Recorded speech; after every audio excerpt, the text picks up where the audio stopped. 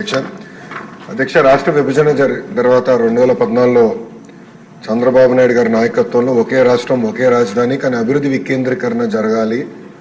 రాజధాని ప్రకటించేటప్పుడు చాలా స్పష్టంగా ఐటీ మొత్తం విశాఖపట్నం తీసుకొస్తామని ఆనాడు ఆయన చెప్తాం జరిగింది.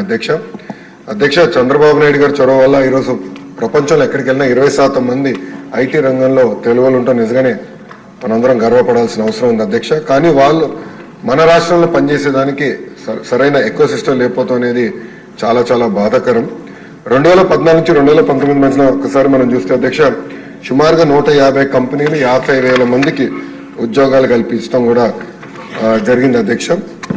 ఈ పరిశ్రమలని ఆనాడు తీసుకొచ్చాం. అంతేకాకుండా అనేక సందర్భాల్లో కాన్క్లేవ్స్ కూడా ఏర్పాటు చేసి వైజాగ్ను ఒక ఫోకస్ ఏరియాగా తీర్చిదిద్దడం జరిగింది. ముందు చూపుతో డేటా సెంటర్ పాలసీ ఆనాడు తీసుకొచ్చి అదానితో కూడా ఒప్పందం కుదుర్చుకుని